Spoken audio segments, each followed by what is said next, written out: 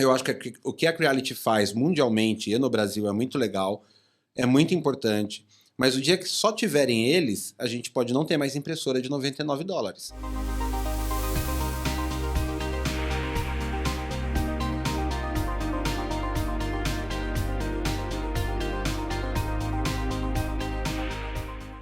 Fala Makers, começando mais um episódio do podcast Fala Makers. Esse é o episódio número, lembra?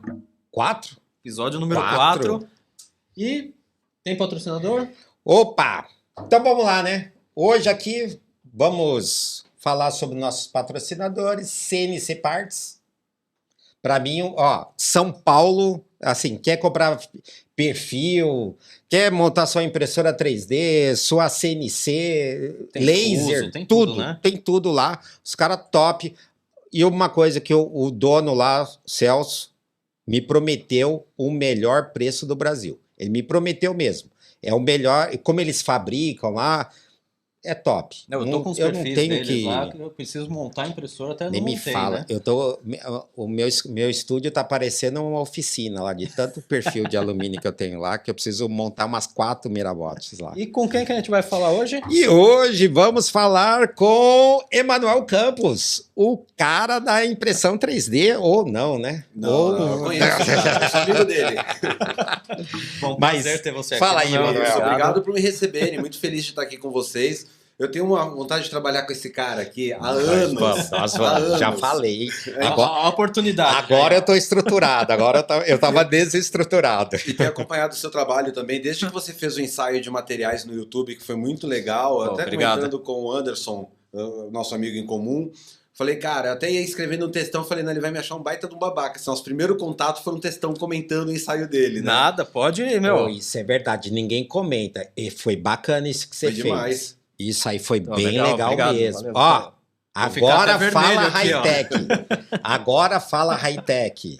Vai por mim. Bom projeto. Eu tô tentando trazer alguma coisa diferente, né, do que tem hoje em dia, né? Furar a bolha, Mas tá né? bem... então, tô tentando, né? Tá difícil, mas uma hora a gente consegue. Não, mas que bom. Obrigado por estar aqui. É um prazer estar aqui com vocês hoje. Ah, legal mesmo. Mas, Manuel, vamos lá. Eu quero saber... Não quero saber, não. Queremos todos saber. Como começou? Você que é o dinossauro aí da galera da impressão 3D aí. Até mais do que eu. Começou antes ainda. Mas conta aí como é que começou lá atrás. Outro dia um amigo meu falou, cara, você já tem mais tempo de impressão 3D do que fora dela, né? Porque eu tô há 23 anos trabalhando com impressão 3D, entrei em janeiro de 2000. Nossa. Tenho 43 anos, então Nossa, até a minha idade praticamente. por 20 anos eu não vivi impressão 3D e por 23 eu vivo impressão 3D. Mas, ó, uma coisa que o pessoal entender, e eu comento no meu canal bastante, é assim, ó. Quem passou antes de 2010 são os caras. E esse número é um número pequeniníssimo de pessoas que tem no Brasil para trás de 2010. Porque a impressão 3D mesmo começou a rolar de 2010, depois caiu a patente, aquela coisa toda. Aí o povo começou a trabalhar mais com isso. E começou a baixar o preço também, né? Para quem tá... não, é que antigamente ou a gente fazia ou a gente se matava para importar uma. Então. Não, mas os meus mentores continuam no mercado, tá? Eu quero aproveitar e mandar um abraço pro Wilson do Amaral, que tá na 3D Criar, o Wilson de Paula Ranieri, que tá na SKA, o Guto Drummond, que tá na 3D Criar e tem a Medics para odontologia. Então, meus mestres, meus tutores, quando eu era um estagiário, continuam trabalhando Eles são também. donos da 3D Criar? Não, o Ranieri tá na SKA. O Wilson Ranieri, tá. que ele é o mestre da manutenção. Quando a gente começou, as primeiras máquinas da Stratas eram chamadas de FDM. Então você tinha FDM 1600, 2000, 3000. Calma, que eu quero que você conte direito. Quais são as empresas que você começou lá atrásão lá, que eram as donas das patentes, né, das impressoras 3D? Em 2000 né? eu comecei a trabalhar na Sysgraph, do Silvio Stenberg, e ela era representante tanto da IBM Catia, quanto da manufatura aditiva com a Stratasys. A Stratas era a proprietária da patente, não? Ou não? Ela era dona da patente de FDM e ela era representada no Brasil pela Sysgraph. A Stratas foi a pioneira no Brasil? Ela era representada. Não, junto com a Stratas, nós recebemos a Flag, representava uma tecnologia de impressão a laser com microesferas, e a Robitech representava a 3D Systems. Então eram os 3 players que tinham lá em 2000, que eu lembre, se eu tiver esquecido alguém, desculpa, não te conheci. Mas era pouquinho. Era pouquinho. Pouco, né? E esse era o nosso núcleo. A gente trabalhava ou com a SLS, com a Flag, ou a SLA com a Robitech, ou a Sysgraph representando a FDM com a Stratasys. Mas uma coisa que eu quero entender. Lá atrás, 20 anos atrás, vendia para quem? O nome era Rapid Prototyping, que é o nome original da tecnologia, e ela era vendida como prototipagem rápida para empresas de tecnologia, principalmente automotiva.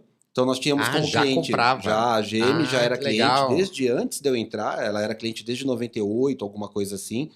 Lembrando que a GM era um design center automotivo no Brasil. A GM só tem 5 design centers no mundo e a GM Brasil era um. Tá. Então lá eles criavam projetos, né? Como o Blue Macau, que era o Celta, as derivações de carros bem nacionalizados.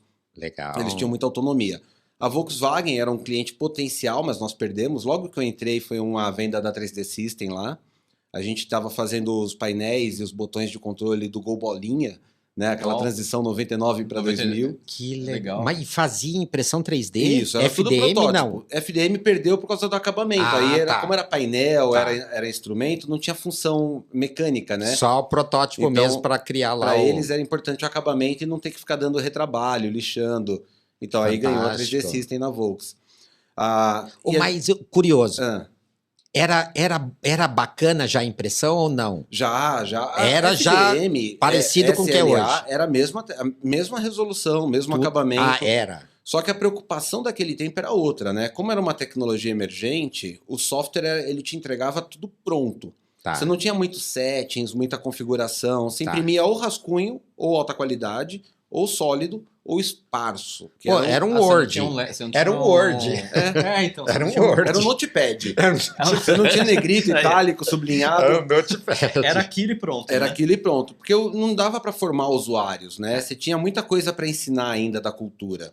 Né? Introduzir novos materiais. Essas empresas ainda têm essa filosofia. Sim, eles ainda usam. De estar tudo a praticidade, fechadinho. Porque acho que para eles, se colocar muita coisa para configurar, tudo você perde tempo, você não consegue dar... Acho que para a empresa eles não querem. Eles não querem. Eles querem precisam de uma coisa... Não quer ter o operador. Ele não quer ter o operador. Cada vez que perde o funcionário, tem que começar do zero. Exatamente. Isso aí. Mas eles criaram softwares também para pesquisa. O Insight, que ainda hoje é vendido pela Stratasys, ele tem o potencial do Cura em configurações.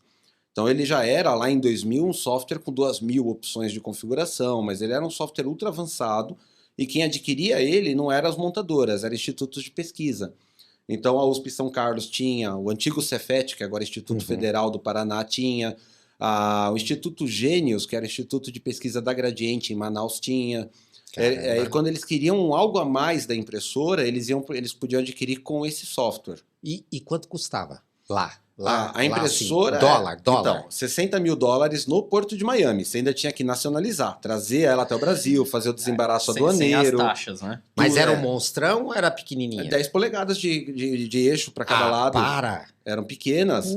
Você tinha impressoras grandes. $60 mil. Um negocinho... pequeno. A máquina, ela era grande, porque ela já era fechada, ela já tinha 2 cabeçotes, né?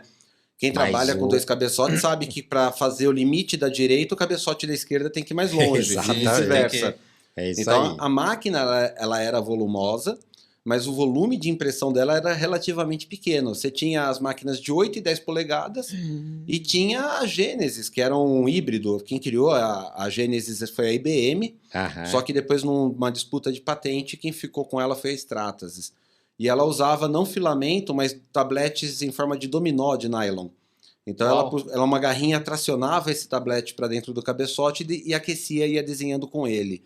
Parecia Nossa, um pente de munição, os dominozinhos para alimentar a impressora. Cara, essa eu nunca conheci. Que legal. A Stratos, as primeiras eu cheguei a ver alguma coisa, mas essa aí eu nunca vi. A gente vai ter que reservar uma hora aqui. Uma hora não, eu tenho reservar umas 4 ou 5 horas. Mas falar de máquina eu fico doido, né? Falar de máquina eu fico doido aqui, perguntando. Vai perguntando, só vai dar eu perguntando. Mas se você pegar e olhar para trás, nós tínhamos 4 materiais antigamente. As máquinas pequenas, a Genesis era nylon, ou poliamida, né? Aí que ela era o híbrido, ela não foi criada diretamente pela Stratasys. Aí a família FDM 1600, 2000 e 3000, que eram as máquinas de entrada, essas que orbitavam 60, 80 e 100 mil dólares, elas usavam ABS e suporte solúvel. Isso nos anos 90. Isso 2000, isso, início de 2000. As máquinas grandes, elas iam trabalhar com mais 3 materiais: policarbonato, polifenilsulfona, que era um material resistente à abrasão química, óleo, graxa, combustível, e elastômero, que era o TPU da época. Então, além do ABS, eu tinha mais essas 3 opções. A gama de materiais, como era Rapid Prototyping, o objetivo era ter um protótipo rápido, não era o foco. Então, as primeiras máquinas, elas tinham esse nicho de trabalhar com materiais que o pessoal já conhecesse. Eu acho que o ABS entrou na manufatura aditiva por ser um material que era fácil de imprimir e que tinha um correspondente na engenharia que as pessoas usavam. Por isso depois o policarbonato, por isso depois o elastômero. E quando surgiram as primeiras transições de Rapid Prototyping para Additive Manufacture, ou seja, a gente começou a usar as peças na linha de montagem e como peça de uso final, direto no veículo, aí mudou o termo, né? Additive Manufacture. Aí entraram os materiais de engenharia. Então entrou a polifenilsulfona e depois começou a entrar PCABS, materiais com dissipador eletrostático. O material ISO, que ele é um material... Sempre foi difícil imprimir ou não? Não, naquela época era muito fácil. Difícil. A impressora já estava preparadinha, né? Então, a surpresa é que difícil era obter um 3D em 2000. Porque você tinha 2 softwares. Você tinha o Mechanical Desktop 4.0, que rodava em Windows NT, e você tinha o Rhinoceros. Você não tinha outras opções de software 3D acessíveis. Foi aí que eu comecei. Eu comecei no Rhinoceros lá atrás. Porque na época, se eu não me engano, tinha o 3D Studio. O 3D Studio, mas ele não gerava bom... Ele era caríssimo, Você tinha o CATIA, você tinha o Unigraphics, você tinha o ProE. Acho que o Maya veio depois, né? Então, o Maya estava aí também.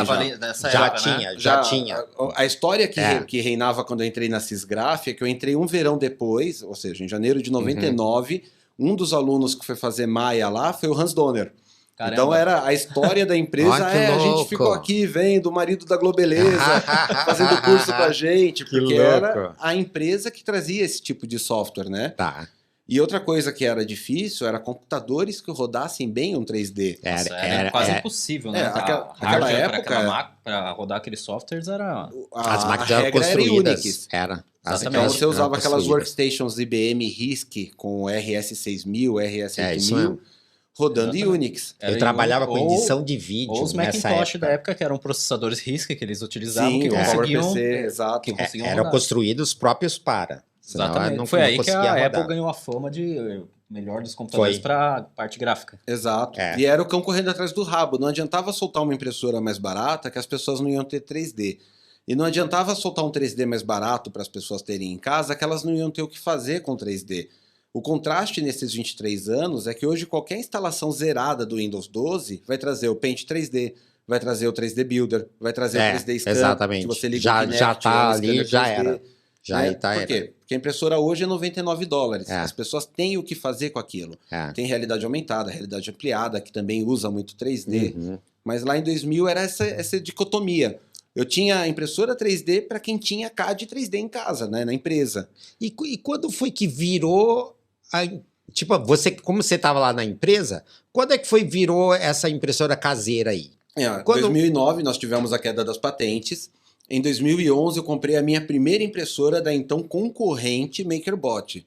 Né? Surgiu uma oferta de comprar o kit por $600, a CNC Cupcake, uma impressorinha com 4 polegadas de eixo, de madeira, Um horror para trabalhar naquilo. Cara, isso O software que a gente usava era o Slicer. Era Slicer ainda. Mas o Slicer apoiado no Skyforge, apoiado no Python 2.0, não podia ser o 3.1. Era isso. Então você tinha que ficar controlando versão e release de uma colcha de retalho de softwares para aquilo funcionar. Ou arrumava o software ou fazia a impressão, né? Exato. E a gente ainda ripava no Rhinoceros para fazer 3D, né? A gente usava bastante, porque ele tinha, por muitos anos, a cultura dos 10 saves grátis. Então a gente não podia comprar, era caro, né? Isso então, no ano de 2009. Aí já 2010, 2011. Você trouxe a Cupcake por $600? Sim. Caramba. Logo que foi lançada, o primeiro kit deles. Eu lembro quando chegou, porque o Fab Labs tinha acabado de chegar. Foi aí que eu construí a primeira. Aí liberaram para construir aquela Prusa Mendel.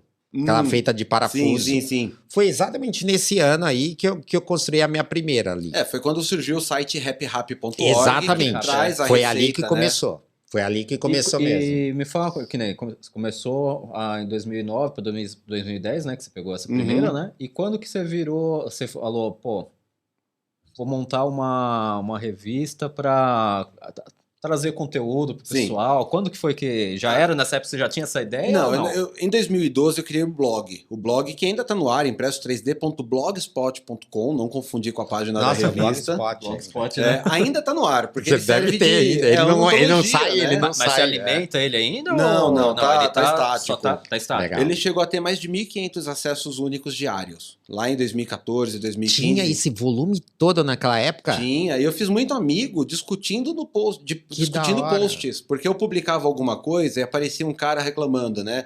Ah, você foi muito superficial nessa abordagem, você não entendeu esse assunto, faltou mencionar isso e você falou errado aquilo. Aí eu ia lá, fazia a réplica, virava o post do dia seguinte, as correções.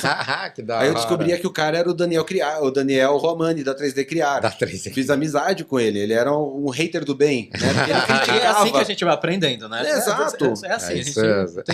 Fui na Metamáquina entrevistar os caras e na mesma semana eles foram no Danilo Gentili, foram um monte de lugar, foi uma entrevista. Eles que fizeram uma de madeira naquela época, né? Era a nossa maquininha Na Barra Funda eles eram, né? Eles eram na Vila Clementina, ali perto do metrô Marechal Eu lembro que eles estavam na Barra Funda. Não sei se foi anos depois. Então Tudo é ali. Depende do lado da avenida. É que Barra Funda tá do lado ali. Era ali mesmo. Eu cheguei a visitar eles lá. Eu errei o nome dos caras na matéria, publiquei tudo errado. Nossa, porque tava tudo corrido, foi tão atropelado. Eles tinham acabado de ganhar o primeiro Kickstarter brasileiro, né? Não chamava Kickstarter, era Catarse, acho. E eles levantaram R$30 mil em 30 dias. Era um recorde, assim, de captação. Era um dinheiro pra caramba. Era dinheiro pra caramba. Nossa. E aí a Metamáquina ficou famosa. Ela foi uma das precursoras da impressora 3D doméstica no Brasil. Foi Na sequência mesmo. dela veio a Stella. Na sequência... Isso ajudou a impulsionar as vendas da SET, que ela tinha BB, a GT Max... E aí foi um boom. E como eu tinha o blog e eu trabalhava... A 7 GT, mas já era antiga? Não lembro deles a GT Max antigamente. tem 7, 8 anos. Isso vai colocar eles em 2014, 2015. Por aí, E a GT Max tem uma idade semelhante. Eu não sei não sei precisar. Porque eles eu não lembro deles no passado, assim, eu lembro de recente agora, assim. Não, mas eles já existiam. Foram uma das opções que surgiu por causa do boom, né? Então eu acho que o blog... Ele foi o precursor da revista de 2020, que surgiu por causa da pandemia. Ela nasceu em 2020. Isso, a revista nasceu em 2020. Até, pessoal, mostrar aqui, ó, ele trouxe aqui pra gente, não sei se tem como jogar aquela. Então, tá aqui, ó. Trouxe essa daqui pra gente, a Philip Flop, agora é Maker Hero. Até por sinal, ó, se a Maker Hero quiser patrocinar o podcast, ó, a gente tá aceitando, hein, ó. Aí, André, com você. Mas tá aqui, ó, ele trouxe aqui pra gente ver. Eu não abri ainda, eu vou abrir depois pra ver com calma, a gente vai ver certinho aqui. E ele trouxe essa outra também, que é a Escola do Futuro, que é um projeto, né? Você já vai falar dele também. Esse projetinho aí, que daqui a pouquinho ele vai falar sobre esse projeto também, que é bem legal, hein? Mas continua aí. Então, de 2012 a 2020, o blog foi o que me abriu portas. Como eu era da Stratasys, eu não era concorrente de nenhum dos players brasileiros. E alguns tinham reticência assim, de me receber, mas eu falava, não, você não é meu concorrente, você é meu parceiro. Porque uma empresa brasileira quer comprar uma impressora pequena... Falou isso agora. Tava falando sobre isso. Que aqui no Brasil tem muito esse negócio de... Você vai fazer alguma coisa, o pessoal olha como concorrente. E eu falo que, não é concorrente, cara. Eu vou comentar a mesma coisa que eu comentei no podcast passado. viraram para mim um colega e falou, meu, e aí, cara, como que vocês vão fazer? Porque, pô, agora vocês são concorrentes da STL Flix. Eu falei, por quê, cara? Não, porque eles também lançaram o podcast. Porque, cara, não é concorrente, para mim é parceiro, a gente tá junto aí. Quanto mais tiver, melhor. Pensa mesmo jeito. Se eles quiserem vir aqui, eles podem vir. Se eles quiserem, uma hora que a gente vai lá, a gente vai. Meu, acho que é um ajudando o outro, trazendo mais conteúdo pro Brasil. Porque o Brasil falta isso, né? Exato. Acho que precisa todo mundo se ajudar, né? E não ficar vendo como, você é meu concorrente, não vou Exato, e eu consegui romper barreiras naquela época, que eu falava, não, inclusive se alguém quiser comprar uma Stratasys, mas não tiver o dinheiro, eu prefiro indicar um cara brasileiro que ele cria cultura de uso. No futuro ele compra mais uma máquina sua, uma minha, não importa, mas isso aí. Vamos criar cultura, né? E isso abriu portas para conversar com todos esses fabricantes. Legal. Quando veio a pandemia, tava todo mundo naquela situação de né? E agora? O que a gente vai fazer? Errou, né? O pessoal fazendo blog, tentando se manter, né? Flutuando, né? Porque o rato que cai no leite e nada cria nata para sobreviver, não é? Não, pegue-me se for capaz. E eu falei, bom, tá tendo live pra caramba, lives muito divertidas, muito interessantes e algumas que também são muito publicitárias, muito chatas. Vou criar um PDF. Eu já tinha em 2000... Eu sempre tive uma paixão por literatura também. E eu tinha um fanzine, né, chamado Parolis, que eu mantinha por e-mail, um PDFzinho. Então eu falei, vou ressuscitar o Parolis. Daí eu criei impresso 3D como um fanzine. E no que eu mandei para algumas pessoas, para alguns grupos de WhatsApp, para alguns grupos de Facebook, surgiu uma pessoa chamada Ayrton Araújo, que ele falou, cara, a sua revista parece legal, eu acho que você vai fazer um negócio interessante, quero fazer parte disso. Falei, cara, eu não tenho como pagar ninguém, eu não sei do meu futuro, né? A MakerBot naquela época estava dando sinais de que ela podia sair do Brasil, ela efetivamente saiu, depois eu soube que era parte do processo de aquisição pela Ultimaker, de merge, mas naquela época eu estava às cegas. Eu era um representante no Brasil que trabalhava para um cara do México que reportava para os Estados Unidos. Se eu não me engano, acho que, se eu não tiver, espero que eu não esteja falando besteira, mas a MakerBot não é... O filme que tem na Netflix sobre impressão 3D é dela, não é? É dela e da Formlabs. Isso, é essa mesmo. Mas quando saiu do Brasil, te mandou embora. Não necessariamente nessa ordem, né? Tipo, sai e depois... E lá pro segundo mês que eles não pagaram a nota fiscal, eu falei, escuta, a gente ainda tá trabalhando no Brasil? Não. Esqueci de mencionar, né? Boa. Essa foi boa. Mas aí o Ayrton falou, cara, eu queria fazer parte. Eu falei, não, Ayrton, não tenho como te pagar, eu não sei como a gente vai fazer isso virar algo lucrativo, eu tô fazendo por amor, né? Falou, mas eu já fiz a revista número 1. E ficou linda, como ficaram todas as edições. Ele é o editor. O Ayrton é o meu coprodutor, ele trabalha com a edição e produção, e eu levanto conteúdos, levanto assuntos. Tava agora de manhã fechando a revista que sai daqui 10 dias, né? Dia 15 agora. Nossa, nem me fala, eu já fiz revista. Essa loucura, você sabe também. Acabou uma, você já pensa na próxima. Você mal tá fechando uma edição, você já tá pensando na outra que vai sair. A gente tá no nosso trimestre de férias agora, então a gente tá fazendo antologias, né? Pegamos tudo de FDM, saiu na edição anterior, 186 páginas sobre materiais, polímeros, tudo que tinha. A próxima é resinas e a próxima é educação. Mas só para a galera, quem não conhece, o foco, o que tem na revista? O que não tem no YouTube. A gente tenta trazer todo o conteúdo que é mais lento ou menos clickbait. Então a gente explora os assuntos sobre polímeros, sobre materiais, sobre processos indo mais a fundo. A gente traz artigos mais extensos de como fazer cultura de preço de custo, como empreender, depoimentos de pessoas que empreendem, né? Mais técnico ali. Aquilo que é mais extenso, que não caberia num vídeo do YouTube. Isso eu já ia aproveitar esse gancho que você deu sobre o YouTube e perguntar a mesma coisa que eu perguntei pro Jimmy. Hoje você vendo os canais que tem no YouTube. Em geral, o meu, do Mira, do Murilo, do Oswaldo, todos esses canais, do Lelo, o que você acha que falta? Por que eu estou te perguntando isso? Porque realmente eu fiz uma pesquisa e o pessoal que acompanha todos esses canais fala que sente uma... Como que eu vou falar? Falta um pouco do que tem lá fora. Você sente isso também? O que você acha que pode melhorar nos canais? Eu acho que todos eles fazem um trabalho fantástico, tá? Não é? Vocês, inclusive, fazem um trabalho maravilhoso. Pode meter o pau na gente também, cara. Não, mas qual é o problema do Brasil? Mas eu reconheço que a gente é bom. Sim, mas o nosso público brasileiro ele tem constante renovação. A gente não tem um público de longa tradição de ficar nos canais. Então os canais eles começam, vocês vem isso daí acontecer? Você volta a repetir tópicos a cada um ano e meio, porque seu público já renovou.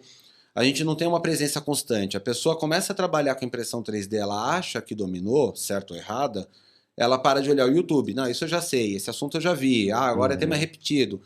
E aí falta audiência para ir para temas mais extensos, que é o que acontece lá fora. Você assiste os canais do CNC Kitchen, são análises mirabolantes. Lá. Né? O Stefano faz um negócio muito legal. O Makers Music faz um outro olhar também, mas já é para o usuário de longo tempo. Não são canais para um estreante. Né? Ele cai no Makers Music comentando diferentes perspectivas do mercado de impressão 3D, o cara vai falar, não tem nada aqui que me interessa, eu vou comprar uma Ender. Você entra no canal do CNC Kitchen e o cara tá assando peças, você fala, beleza, não vou fazer isso ainda. O pessoal é muito específico. Quero falar que algumas coisas que eu faço no canal lembram um pouquinho do CNC Kitchen, né? Mas eu tento trazer o linguajar mais do dia a dia. É o que eu faço na revista, né? Sabe, porque eu acho que se eu trouxer mais ou menos que nem o CNC Kitchen faz, fica muito técnico e algumas pessoas não vão gostar. Então eu tento fazer uma... Caramba, deixa eu comentar uma coisa sobre isso. Eu não sei se vocês passam por isso. E quando eu decidi criar o meu conteúdo, eu queria criar coisas que não tinha no Brasil, ninguém mostrasse. O que eu faço, praticamente, eu não vejo ainda ninguém mostrar assim na internet ou no YouTube, que seja.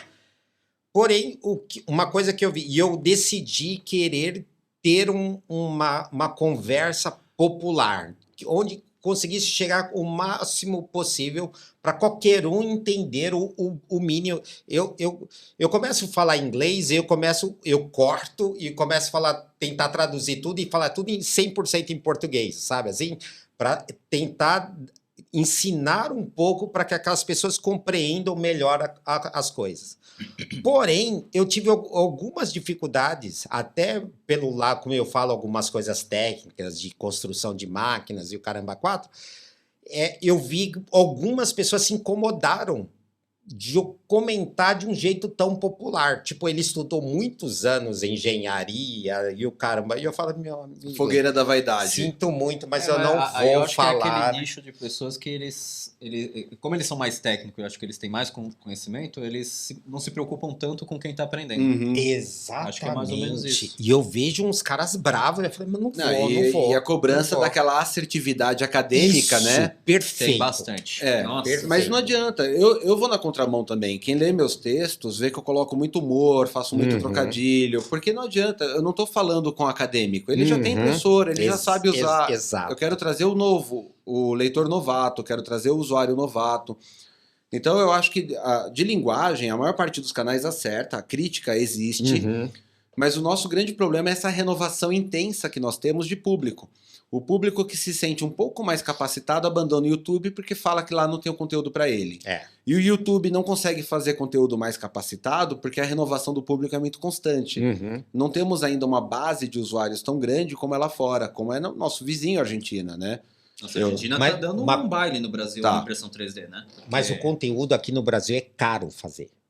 O conteúdo atualizado é caro. A gente não tem apoio como lá os youtubers gringos têm apoio. Sim. Recebem tudo que é novo. Não sei o quê. Eu não sei como que você enfrenta isso na impresso 3D ou até em outras áreas que você atua também, mas que a gente sente bastante que as empresas, fabricantes de filamento ou as revendedoras de impressoras 3D, elas estão mais preocupadas em... São reticentes para investimentos em marketing apoiando a criação de conteúdo. Exatamente, você falou tudo. Exatamente isso. Não tem melhor forma de explicar. Parte é porque o youtuber brasileiro, aí eu vou falar de um perfil bem nosso, né? A gente é sangue quente. Então, é comum você ver um youtuber ou outro, já não é um caso isolado. Em algum momento jogar um material no lixo, em algum momento jogar uma impressora no chão, falar, porcaria. A pessoa tem medo que a pessoa que eles vão patrocinar hoje, amanhã faça isso com o material dele ou de alguém próximo. Então, existe uma reticência porque nós estamos começando a profissionalizar esse mercado de comunicação hoje. O Hugo, o que você tem feito de profissionalizar o mercado é novo. Antes era o sujeito com uma câmera na mão, uma ideia na cabeça, né? Cinema Novo Brasil, produzindo e naquela... preciso trazer audiência, preciso de um clickbait, eu preciso manter o público. E aí ele começa a tomar atitudes que falam, isso daqui é polêmico, né? E aí afasta o anunciante. É o problema do Twitter, que na ânsia do novo Twitter de ser a liberdade de expressão suprema, pode xingar quem você quiser aqui, os anunciantes foram embora. A empresa foi comprada por 44 bilhões e hoje vale 20 bilhões de dólares. Né? Como perder 50% de valor? Dando medo no anunciante. Mas lá fora as empresas aceitam, porque os youtubers lá fora desce o pau em tudo. Mas eles são críticos construtivos. Então, é isso que eu ia comentar. Por exemplo, são críticos construtivos, perfeito. A Cheeto Systems me mandou 2 resinas para testar.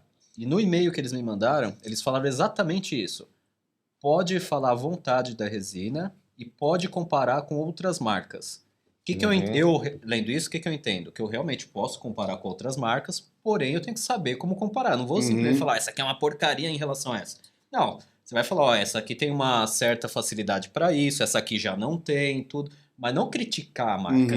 Você não vai criticar, xingar, que nem você achar falou. o ponto forte, achar o ponto fraco. Exatamente. Porque tudo tem. Ou tem tudo tem um lado. Eu posso chegar e falar, eu não gostei desse pontinho aqui. Tudo tem uma coisa para se criticar. Mas eu acho que, não sei se você enxerga dessa forma, eu acho que as empresas nacionais, não sei se são todas, né? Mas acho que elas não gostam que a gente faça isso. Compare com uma outra marca. É outra mentalidade das mais antigas, né? Você pega as empresas estabelecidas, elas primeiro têm um risco enorme. Se sentem ofendidos, né? Sim, mas vamos entrar no sapato desses caras, né? Eles têm uma máquina de 6 a 12 mil reais, competindo com máquinas de 2.000, 1.800, 2.500, ou contra máquinas de 100 mil dólares. Eles não conseguem se distanciar tanto das máquinas de 100, 150 dólares para que eles tenham uma posição industrial. E não podem colocar mais recursos na máquina para tentar chegar nas máquinas de 100 mil dólares, porque quem tem 100 mil dólares vai querer uma marca estabelecida por 100 mil dólares. Então eles estão numa corda bamba violenta. Qualquer arranhão, pedrinha que lasque a imagem deles, coloca eles numa situação difícil. Eu entendo, eu espero que a indústria, que nem a GT Max lançou uma máquina agora com 3 placas de 32 bits, a H9. Pô, foi um belo de um passo, eles estão com uma margem minúscula, que a máquina estava entre 9 e 11 mil. Se você fizer a conta só de 3 Raspberry Pi, sem levar em conta o hardware, é uma máquina que ela é uma máquina cara. Tem que ser cara. E eles estão querendo se lançar nesse mercado. A mesma coisa a Farm da SET, que é uma máquina menor, visando trazer tecnologia 32 bits para um público iniciante, mas ela chega a 6 mil reais. O problema é que criticaram demais, né? Porque eles demoraram para chegar coisa nova. Tipo, uma Creality que de uma impressora de lançamento já tinha algo super com 32 bits. Os caras que era uma impressora que custava muito mais caro, não tinha essa tecnologia mínima. A Creality hoje, se não me engano, foi por isso, detêm 60% foi por isso do mercado, que mundial, aconteceu todo o problema com essas marcas nacionais. E agora tá todo mundo correndo atrás e precisa correr atrás.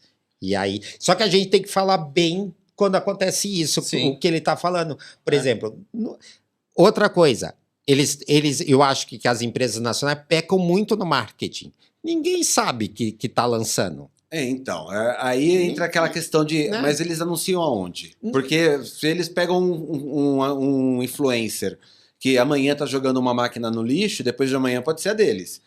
Se eles pegam um cara que está começando, eles não sabem como esse cara vai resistir à pressão de estar em exposição para 150, 200 mil pessoas todo dia por 2, 3 anos. Né? O risco do cancelamento é muito alto. Né? Mas aí acabam não fazendo nada.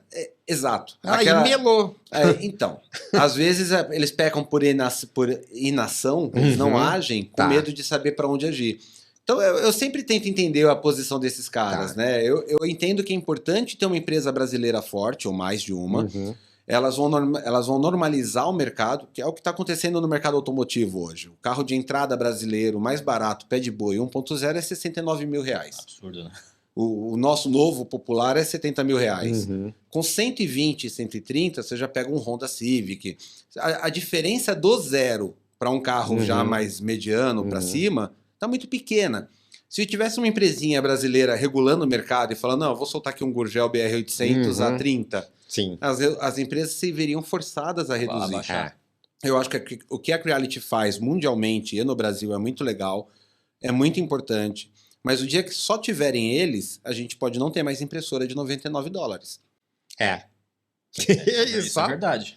E agora eles estão vindo com umas impressoras que realmente eles estão mudando a visão deles, acho que mudou. Mas agora, isso é uma pergunta que eu quero fazer para o Manual.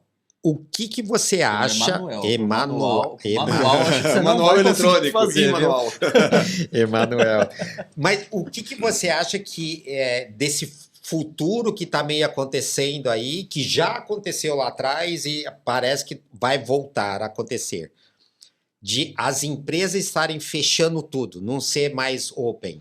Você vê o que é Bambu. A Bambu revolucionou o mercado quando fabricantes de drones foram soltar uma impressora 3D.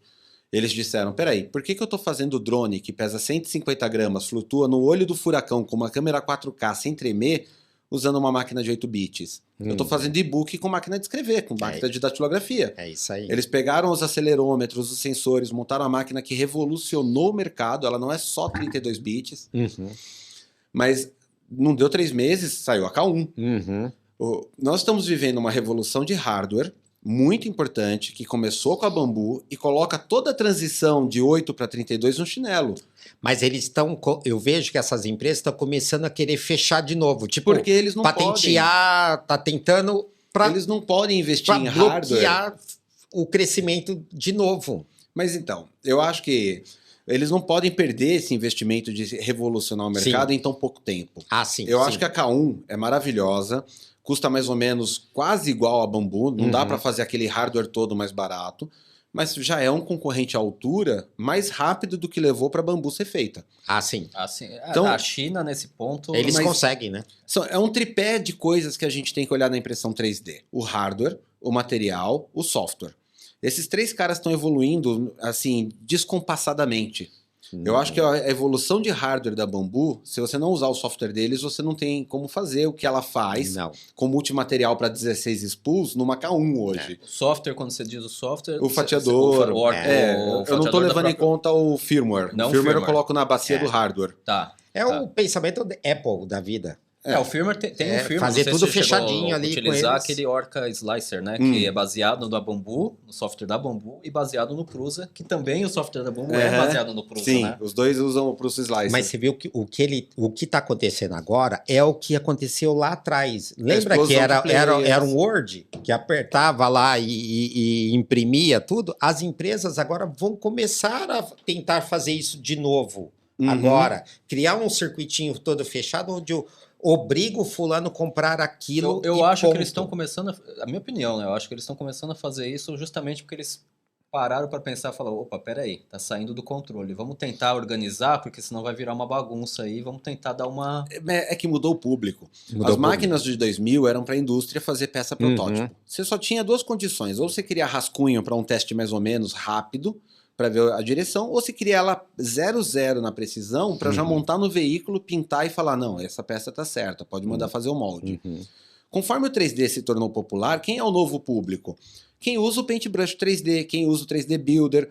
Esses caras aprenderam a modelar em 3D e foram para impressoras que elas têm um alto custo de calibração, de aprendizagem, a Ender, Ender 3, Ender 2, Ender 2 Pro. Beleza. Eles compraram máquinas melhores. E o novo público que está chegando agora são crianças, que não vão querer ficar calibrando, mas já sabe 3D nativo. Aprenderam a desenhar 3D no Roblox, no Minecraft, levaram para o Tinkercad, levaram para o 3D Builder. E eu não vou querer meu filho calibrando com 7 anos, ele opera minhas impressoras, meu filho e minha filha. Mas eu não quero eles trocando bico quente, calibrando impressora, nem vão saber. Eles querem pegar o desenho que fizeram, apertar print e pegar a peça. E aí nós temos uma transição do uso da impressora também. Então, fura esse tripé que o pessoal olha muito quem é fabricante de hardware. Olha, nós temos a máquina, nós temos o material e a gente tem o software. Tá, faltou um ponto. O que a gente vai fazer com essa impressora? Quem está usando a impressora? Então, a gente tem uma renovação de público que são os nativos digitais, que já sabem desenhar em 3D o que eu tinha que fazer 40 horas de cursinho em 2000. E para esse novo público, a Ender de $99 não é um apelo.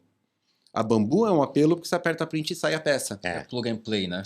Então, eu acho que essas ondas que você identificou, tá voltando a ser igual a 2000, é porque o público tem se renovado e o conhecimento que o público traz, ele é cada vez mais jovem e cada vez maior em conhecimento. Sim, isso aí. Por sinal, ainda nesse nicho aí você falou do público mais jovem, em relação ao seu projeto, Escola do Futuro.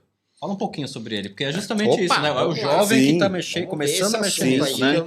Fala um pouquinho, vamos conhecer isso. Em 2018, Michel Temer assinou em 12 de dezembro, se não me engano, ou 18 de dezembro, a implementação da BNCC, a Base Nacional Comum Curricular, que estabelece o uso de tecnologias em sala de aula. Não numa sala isolada de robótica, mas a quinta emenda, a quinta competência da BNCC diz que o uso de tecnologias em sala de aula deve ser feito de tal forma que seja ética, socialmente responsável, integradora e que alfabetize digitalmente os alunos.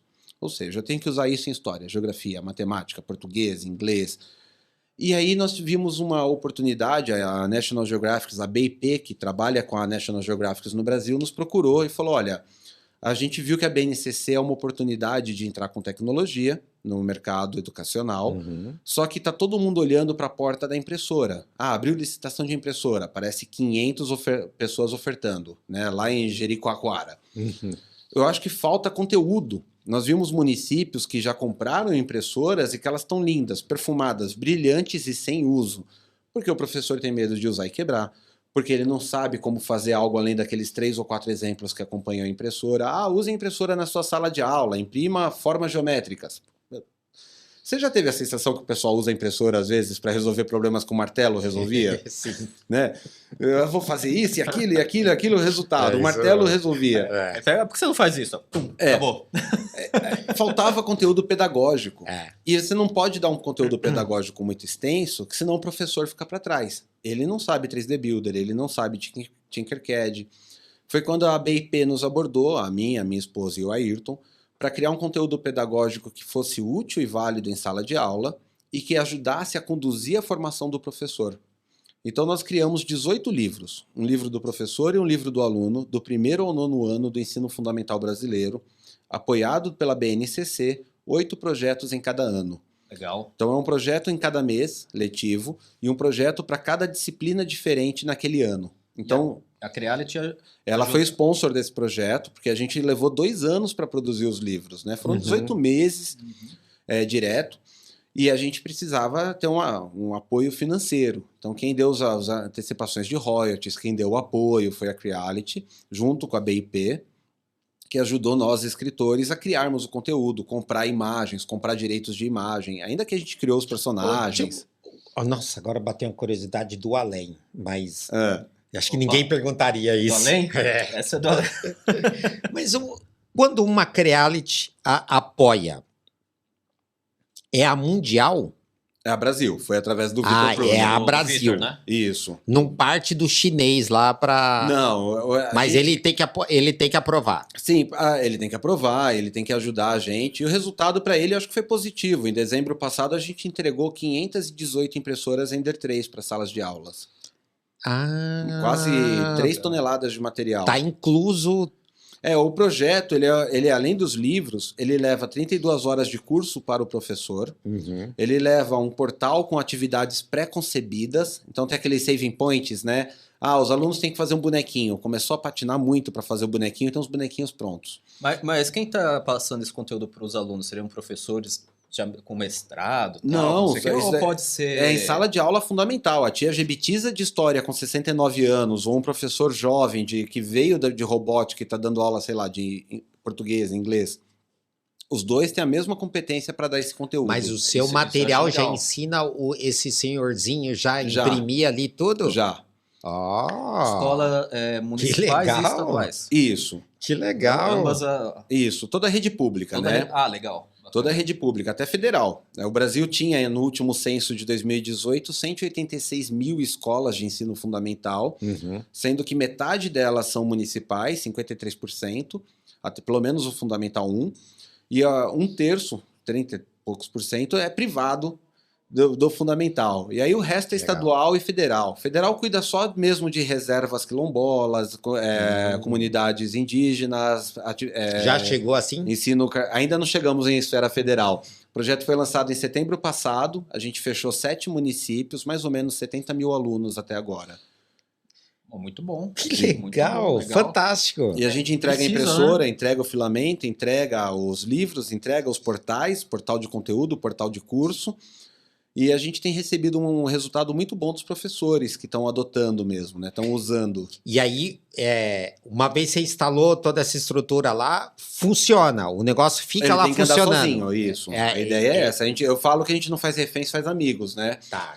Porque a Ender 3 não foi uma escolha casual. Não é só porque a Creality patrocinou.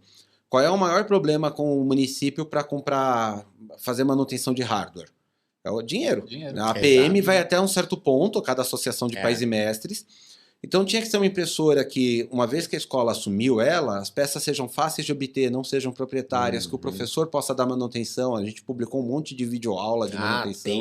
A Ender 3 é a mais prática para isso. Ela é barata, fácil de mexer. E o segundo ponto é baixo consumo energético, porque a gente viu que 3.500 escolas do Brasil, elas são movidas ou a geradores solares, ou gerador diesel, ou sequer tem energia elétrica em tempo integral. Então tinha que ser uma impressora de baixíssimo consumo energético. Eu lembro quando eu trabalhei na Telefônica, isso há muitos anos, isso 2000, né, que a Telefônica veio pro Brasil, né?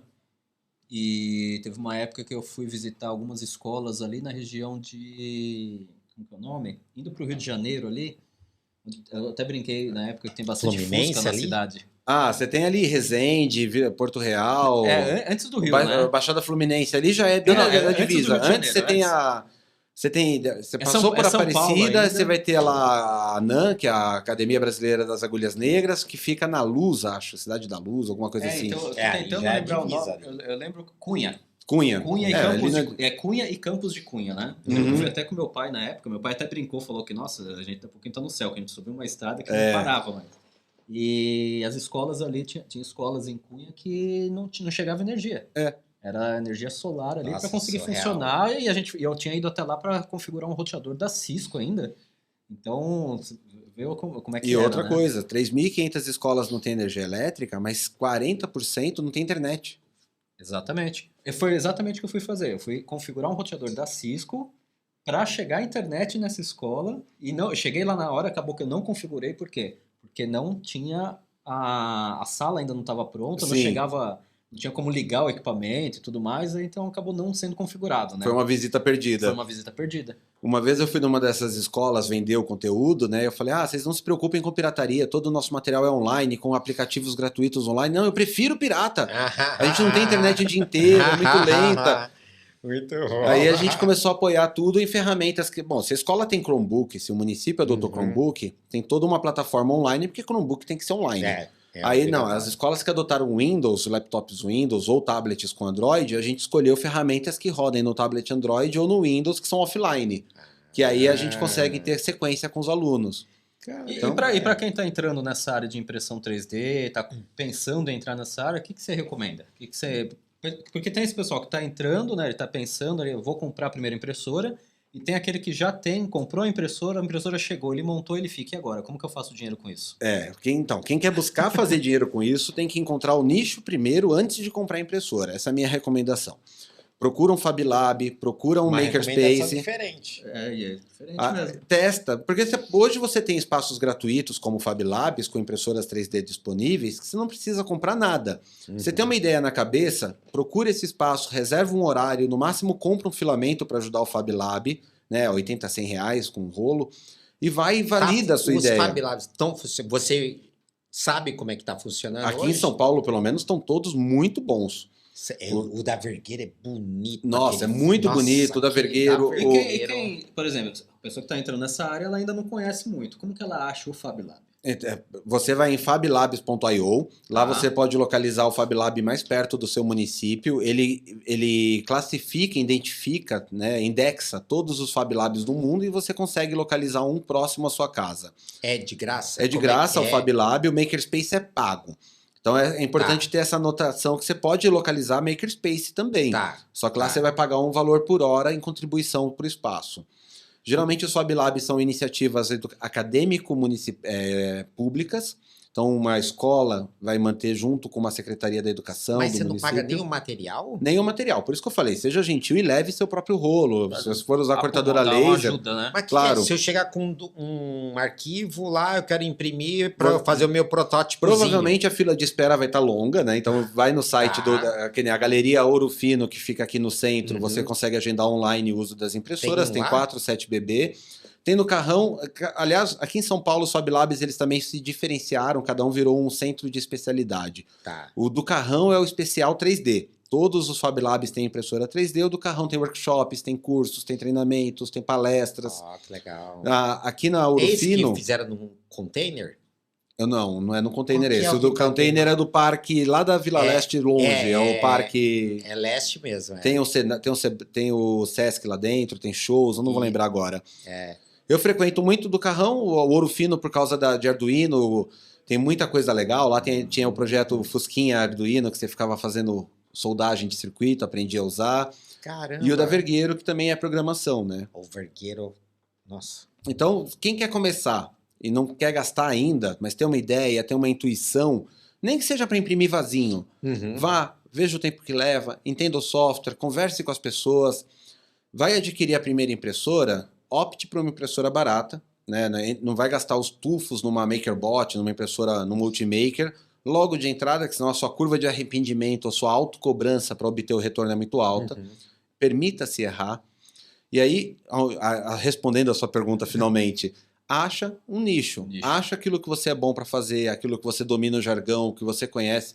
Se eu vender bijuteria, vai ser terrível. Porque eu não sei mais do que colar e brinco, eu não sei o nome dos termos, das peças, né, para poder ofertar. Eu não vou falar o jargão.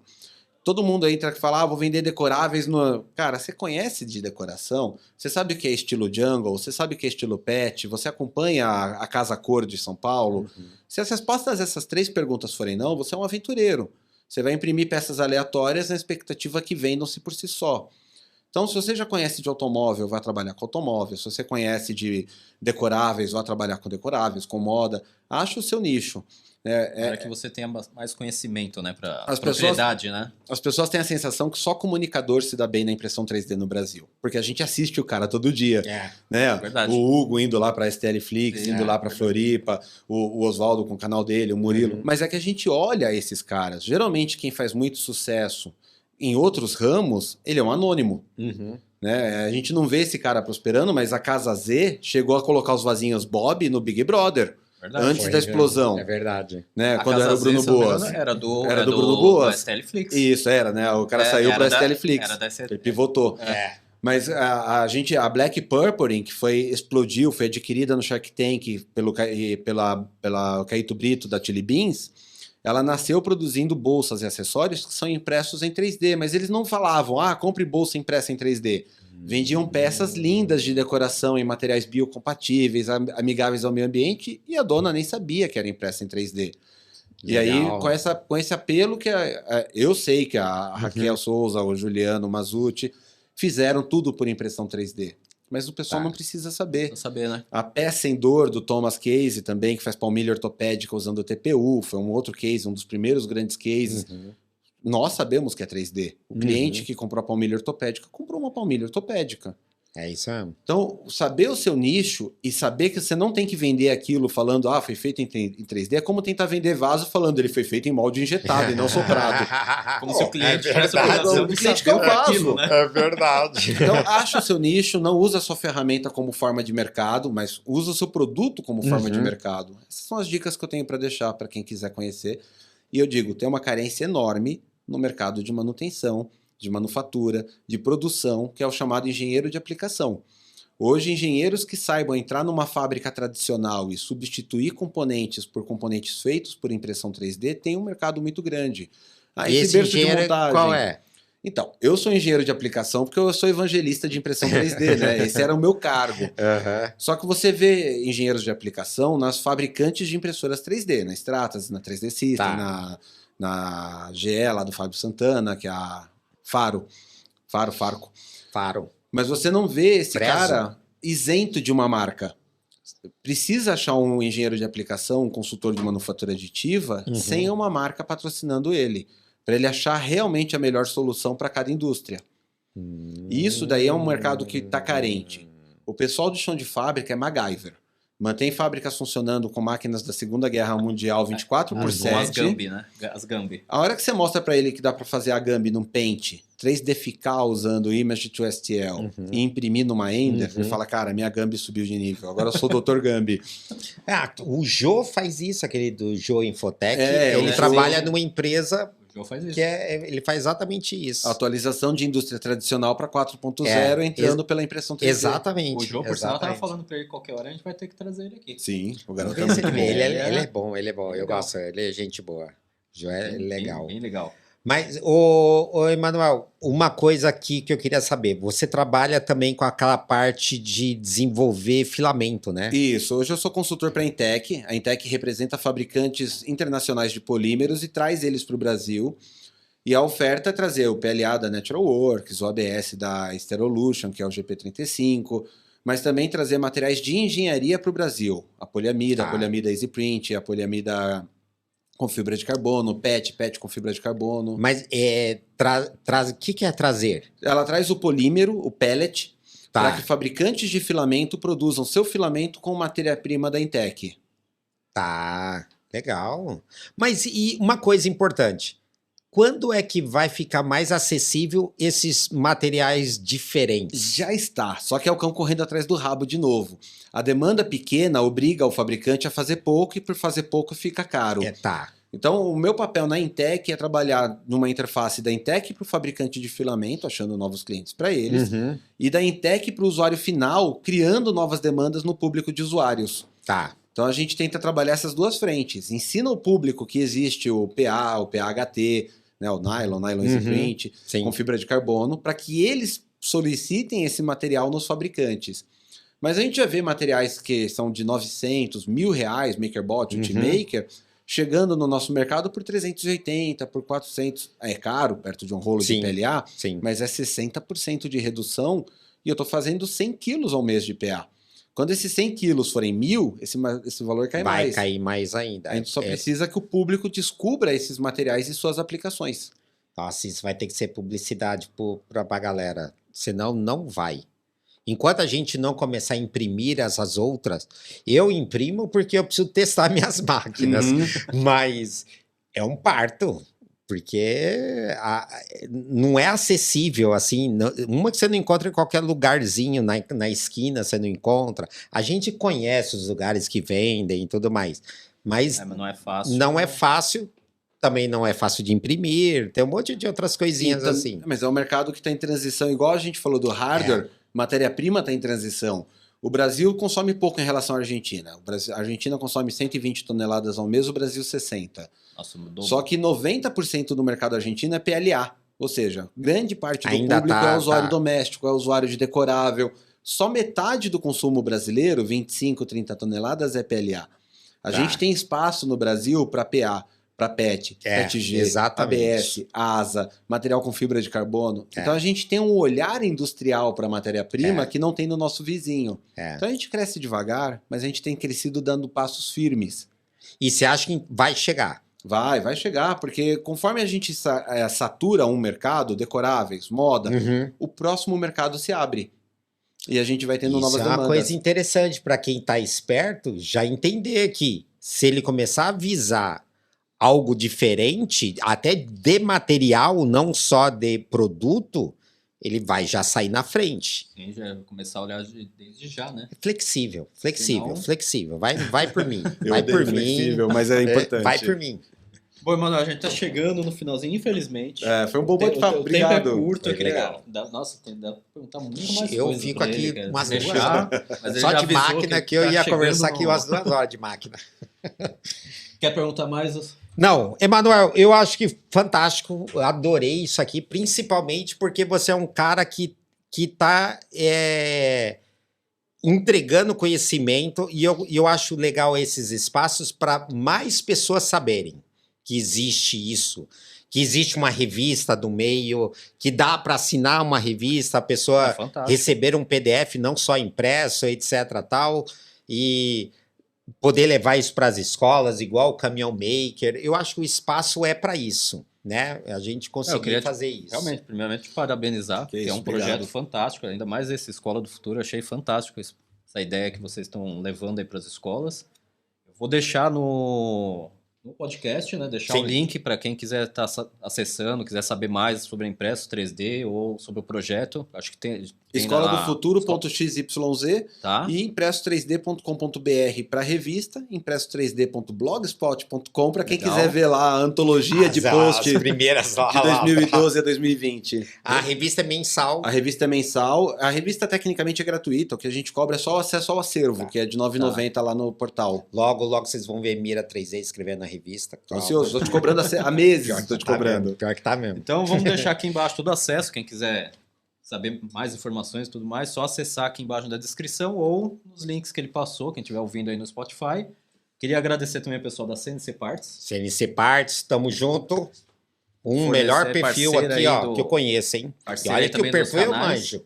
Perfil eu uso todo dia. Eu vou começar a colocar também todos os vídeos que eu for fazer no Agora Fala Hightech. Vou colocar o link de vocês lá também para ajudar. Eu te faço afiliado, então. Obrigado. Não, legal. Começar a divulgar mais. Legal, que eu acho bem interessante isso aí. Quanto mais conteúdo, mais pessoas a gente conseguir alcançar, acho que vale muito a pena. Esse é o nosso projeto, divulgar a palavra. Eu estou há 23 anos pregando a palavra do senhor impressora 3D de porta em porta. E de um jeito simples. Obrigado mesmo, muitíssimo obrigado por ter participado. Isso, eu que agradeço. Pena que o tempo foi curto, né? Mas... A gente volta. Só escreve aí nos comentários se quer que a gente volte, a gente volta. Exatamente. Com certeza. É isso aí. Então, Makers, brigadão. Até a próxima. Até a próxima. Valeu.